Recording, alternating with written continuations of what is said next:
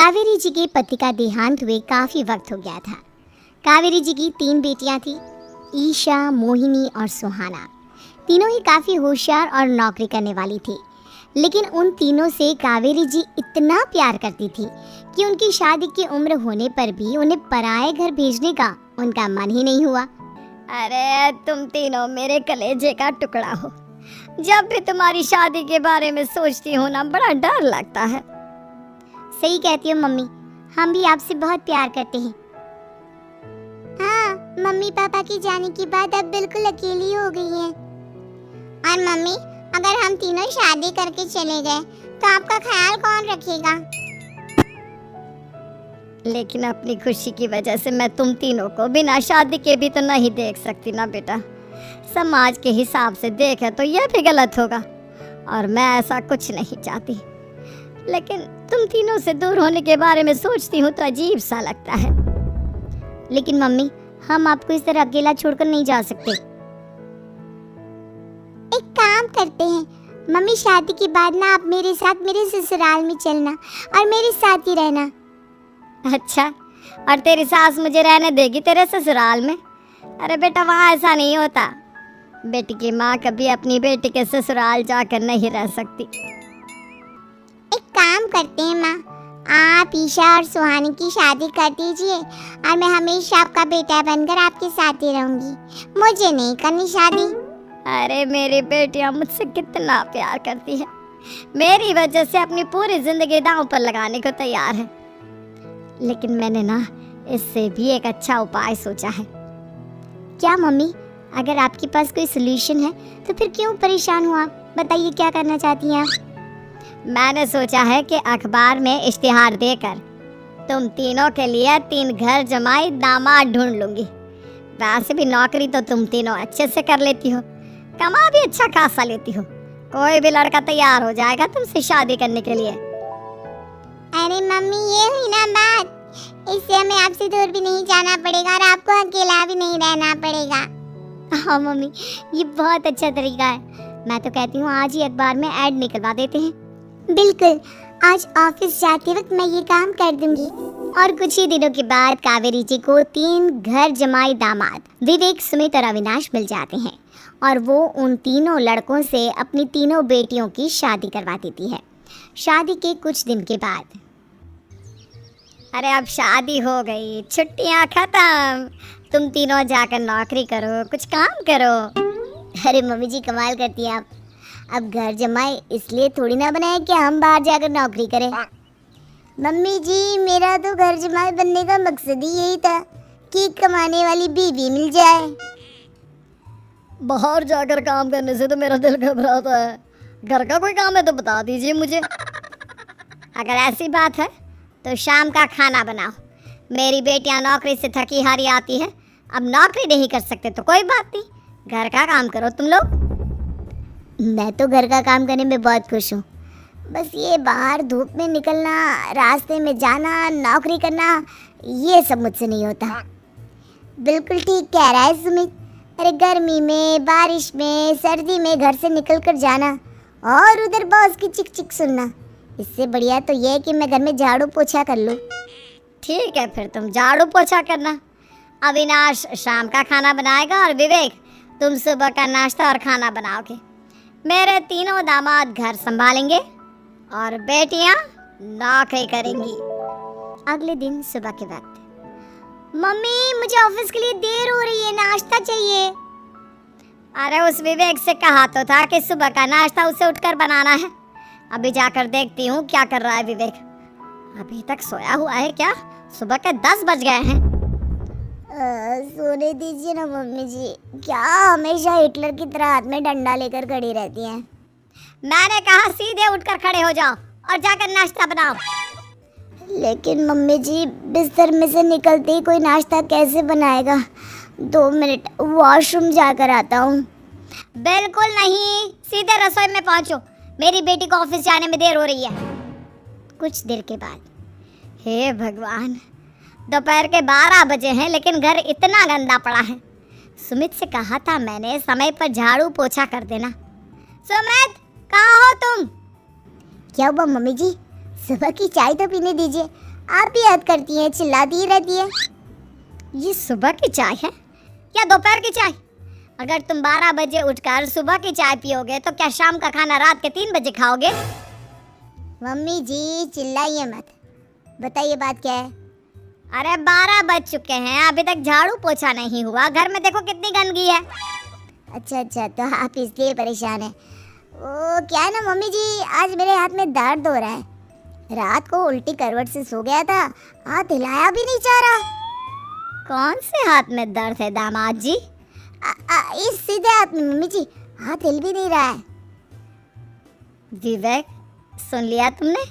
सुमित के हाथ में इतना दर्द है कि बेचारे का हाथ भी नहीं हिल रहा। आज तो ये खाना भी नहीं खा पाएगा, तो एक जन का खाना कम ही बनाना। ठीक है मम्मी जी। अरे नहीं मम्मी जी, मेरे कहने का मतलब वो नहीं था, मेरा मतलब है खाना तो खाऊंगा ना। अरे लेकिन कैसे, हाथ तो हिल भी नहीं रहा है। अरे मम्मी जी, आपको ना किसी जेल में जेलर होना चाहिए था। बेकार में हमारी सास बनकर जिंदगी खराब करी है। अरे लगाता हूँ पोछा, एक बेचारा घर जमाई और कर भी क्या सकता है। शाम को जब ईशा, सुहाना और मोहिनी ऑफिस से लौट कर आती हैं, मम्मी शाम के खाने में क्या बना है? अब ये तो तेरे पति को ही मालूम होगा ना बेटा, उसने ही खाने की जिम्मेदारी ली थी। लगता है मम्मी आपने ये घर जमाए वाला तरीका अपनाकर मुसीबत मोल ले ली है। आपके तीनों घर जमाए कितने आलसी हैं। मेरे वाले को देखो, दोपहर के 12 बजे सुबह की चाय पीता है और काम क्या करना चाहता था? घर का झाड़ू पोछा। मम्मी बता रही थी कि आज उसने घर का झाड़ू पोछा शाम के 5 बजे किया था। अब क्या बताऊं बेटा, सुबह से हाथ दर्द का बहाना करके बैठ गया था। कहता है हाथ में बहुत दर्द हो रहा है, हिला भी नहीं जा रहा। सब बहाने मम्मी, ये तीनों घर जमाए मिलकर ना बस बैठकर खाना खाना चाहते हैं, काम धाम तो बिल्कुल नहीं करना चाहते। अरे लेकिन ऐसे काम नहीं चलेगा ना, मुझे इन तीनों को सबक सिखाना ही पड़ेगा। अरे तो मम्मी आप हिटलर से कम है क्या? आपने जब हम तीनों को सबक सिखा कर इतना लायक बना दिया, तो इन तीनों नालायक दामाद को भी आप कुछ न कुछ तो बना ही देंगी। हाँ मम्मी, बस अपने अंदर के हिटलर को बाहर लाइए और अपनी तीनों दामादों को अच्छी तरह से सबक सिखाइए। रही बात आपकी बेटियों की, तो हम तीनों तो हमेशा से आपके साथ हैं। अरे लेकिन बेटा, इस काम के लिए तुम तीनों को मेहनत करनी पड़ेगी। कैसी मेहनत मम्मी? ऑफिस में तो वैसे ही बहुत मेहनत करते हैं हम तीनों। अरे प्रेग्नेंट हो जाओ, प्रेगनेंसी का बहाना बनाकर कह दो कि तुम तीनों ने नौकरी छोड़ दी है 2 साल के लिए, और जब घर में खाने के पैसे नहीं होंगे तो अपने आप काम पर जाएंगे ये तीनों। वाह मम्मी, क्या आइडिया दिया है। मैं तो कल ही जाकर कहने वाली हूँ कि मैं प्रेग्नेंट हो गई हूँ। फिर देखना कैसे मेरा पति अविनाश भाग भाग कर काम पर लग जाएगा। और फिर 2 दिन के बाद, सुमित मैं ना प्रेग्नेंट हूँ और इसलिए अगले 2 साल के लिए मैंने अपनी जॉब छोड़ने का फैसला ले लिया है। विवेक, पापा बनने वाले हो तुम। अब से ना तुम्हें ऑफिस जाना होगा, क्योंकि मैं तो 2 साल के लिए छुट्टी पर चली गई हूँ। अविनाश, अब तुम्हें जिम्मेदारी संभाल लेनी चाहिए, वरना ये घर कैसे चलेगा। हम दोनों मम्मी पापा बनने वाले हैं। लेकिन कावेरी के तीनों आलसी दामादों पर अपनी बीवियों की बात का कोई असर नहीं हुआ। धीरे धीरे कावेरी जी को चिंता होने लगी, क्योंकि उनके प्लान के हिसाब से तीनों बेटियों ने ऑफिस जाना बंद कर दिया था। मम्मी आपने जैसा कहा था हमने वैसा ही किया, लेकिन देखिए ना, विवेक का हाल तो वैसा का वैसा ही है। घर में ना सुबह का नाश्ता बनता है और ना खाना। नौकरी पर जाने की बात करूं तो खाने को दौड़ते हैं मुझे। हाँ मम्मी, मैंने भी सुमित को कितनी बार कहा कि अगर नौकरी नहीं करनी तो कोई छोटी सी दुकान ही खोल लो, घर का खर्चा कैसे चलेगा। देखो दोपहर के 12 बजने आए और जनाब अभी तक सो रहे हैं।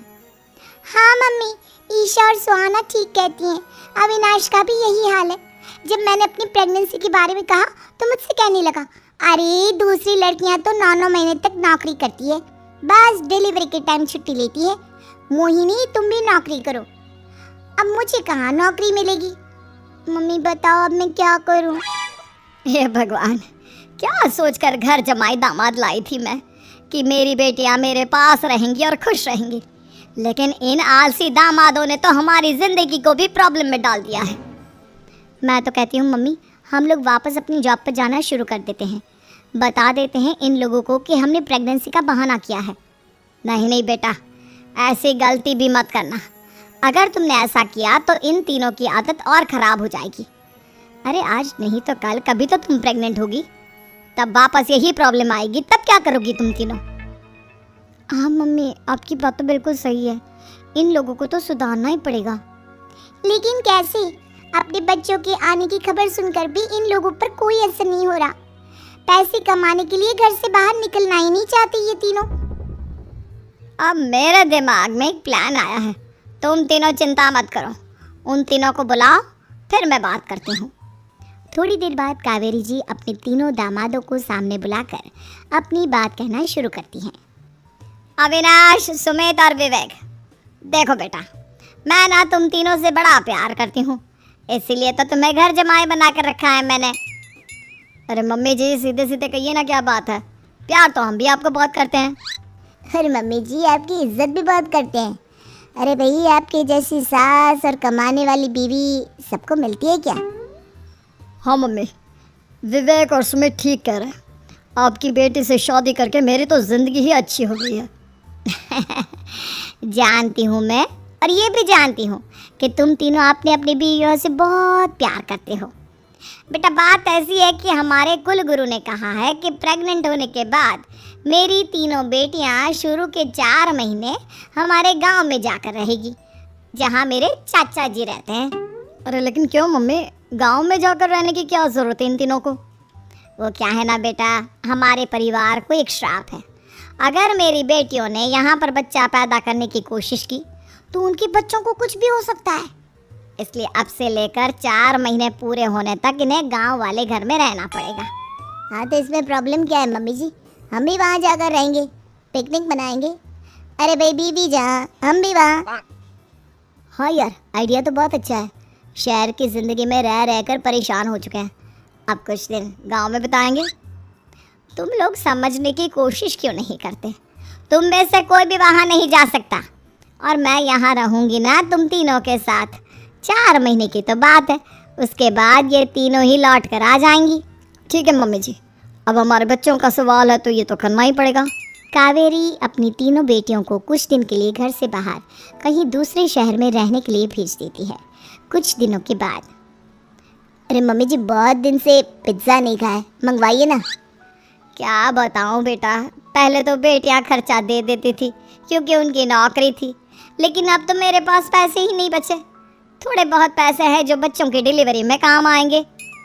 लेकिन मम्मी जी, आपकी बेटियों को वापस आने में तो अभी बहुत वक्त बाकी है। वही सोच सोच कर परेशान हो रही हूँ। सोच रही हूँ कल से दूध भी बंद करवा देती हूँ। अब दूध वाले को देने के लिए पैसे भी तो नहीं है ना। अरे नहीं नहीं मम्मी जी, अगर दूध भी बंद करवा दोगी तो मुझे चाय कहाँ से मिलेगी? और चाय के बिना मैं तो मर ही जाऊंगा। क्या करूं बेटा, इसके अलावा हमारे पास कोई ऑप्शन नहीं है। मेरे पास पैसे ही नहीं बचे। इस तरह कावेरी जी धीरे धीरे अपने तीनों दामादों को पैसे देना बंद कर देती हैं और घर में खाने पीने की चीज़ें लाना भी बंद कर देती है। अब वो तीनों बुरी तरह से परेशान होने लगे थे, और इसलिए एक दिन तीनों प्लान करके घर से बाहर निकलते हैं। और बाजार में जाने के बाद, यार अच्छा खाना खाए हुए कितने दिन हो गए, पता नहीं कब अच्छा खाना मिलेगा। हमारी बीवियों के जाने के बाद तो हमारी हालत भिखारियों जैसी हो गई है यार। कुछ भी हो, मुझे तो आज पिज्ज़ा खाना ही खाना है। जेब में 1 रुपया नहीं है और पिज्ज़ा खाएगा, कहाँ से आएंगे पैसे? अरे देख, वहाँ सामने बोर्ड पर क्या लिखा हुआ है? कंप्यूटर पर काम करने के लिए एक आदमी की आवश्यकता है। भाई मैं तो जा रहा हूँ, काम करूँगा और शाम तक पैसे लाकर आराम से पिज्ज़ा खाऊंगा। जा जा, तुझे कोई काम नहीं देने वाला, हम तो घर जा रहे हैं। चल भाई सुमित। सुमित और अविनाश वहाँ से चले जाते हैं और विवेक उस कंप्यूटर शॉप पर सारा दिन काम करके 5,000 रुपये कमा कर घर लौट कर आता है और अपने खाने के लिए अच्छी अच्छी चीज़ें भी लेकर आता है। ये देखकर विवेक और सुमित के दिल में भी कुछ पैसे कमाने की इच्छा जागती है। अरे सुबह सुबह कहाँ चल दी है तुम? मम्मी जी, एक बहुत अच्छी जगह मिली है। कंप्यूटर पर काम करने के 5,000 मिले थे कल मुझे। अगर रोज़ काम करूँगा तो पूरे 40,000 की तनख्वाह। अरे वाह, ये तो बहुत अच्छी बात है दामाद जी, आपको जाना ही चाहिए। सुमित और अविनाश विवेक को इस तरह तरक्की करते देखकर परेशान हो जाते हैं और वो दोनों भी काम की तलाश में निकल पड़ते हैं। धीरे धीरे उन दोनों को भी काम मिल जाता है। अब कावेरी के तीनों दामाद छोटी मोटी नौकरी करके अच्छा पैसा कमाने लगे थे। एक दिन कावेरी उन्हें अपने पास बुलाती है। अरे वाह, विवेक 40,000 कमा लेता है, अविनाश 60,000 और सुमित तुम भी 40,000 के आसपास कमा ही लेते हो। कुल मिलाकर तुम अच्छे खासे पैसे कमा रहे हो बेटा। हाँ मम्मी जी, बहुत मज़ा आता है जब महीने के एंड में मोटी रकम हाथ में आती है। पूछिए मत मम्मी जी, घर में रहकर रोटी बना बना कर और तो जैसा महसूस होने लगा था मुझे तो। हाँ बेटा, तुम तीनों की बात तो बिल्कुल ठीक है। और जानते हो, अब तुम तीनों की पत्नियां भी वापस लौट कर आने वाली है। लेकिन मम्मी जी, अभी तो उन्हें गए सिर्फ 2 महीने हुए हैं। आपने तो कहा था वो 4 महीने के बाद लौट कर आएंगी।